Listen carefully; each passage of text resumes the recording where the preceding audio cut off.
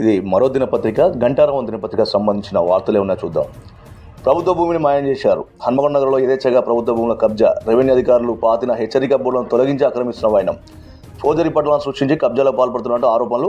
హన్మకొండ శివారు సర్వే నెంబర్లో 898లో అంబేద్కర్ నగర్ మల్లికామ మనో వికాస కేంద్రం సమీపంలో ప్రభుత్వ భూమిని కాజేసిన గనులు.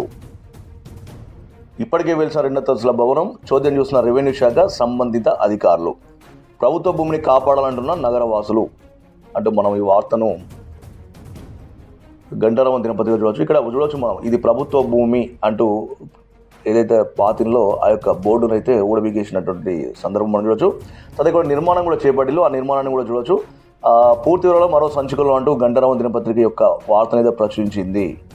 సో ఏదేమైనా ప్రభుత్వ భూములు యథేచ్ఛగా కబ్జా గురవుతున్నాయనేది మాత్రం నగ్న సత్యం. ఎందుకంటే దాదాపుగా కూడా ప్రభుత్వ భూమిని కబ్జా చేయడంలో అధికారుల పాత్ర ముమ్మాటికి ఉంది.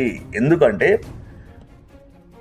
అడ్డుకోవాల్సిన రెవెన్యూ శాఖ కానీ, అటు టౌన్ ప్లానింగ్ కానీ, తర్వాత ఏదైతే కార్పొరేషన్ అధికారుల సిబ్బంది వీళ్ళకు అండదండలు ఉంటే మాత్రమే ఇలాంటివి చేయగలుగుతారు. లేకపోతే వాళ్ళది కాని భూమి మీదకి పోయి వాళ్ళు అక్కడ నిర్మాణం చేపడతానంత బహిరంగంగా అంటే వాళ్ళకు ఎంత బలము, తర్వాత వాళ్ళకు అధికారుల మద్దతు ఉంటే ఇలాంటి చేస్తారు చెప్పండి. అదే సామాన్యుడు కనుక ఒక చిన్న వాళ్ళకు ఉన్న జాగాలో తన సొంత జాగాలో కూడా ఇల్లు కట్టుకోవాలంటే 1,00,000 నిబంధనలు పెడతారు ఈ అధికారులు. మరి తనది కాని భూమిలో మరి తాను నిర్మాణం చేస్తూ ఉంటే ఎందుకు ఈ అధికారులు అడ్డుకోలేకపోతా ఉన్నారు?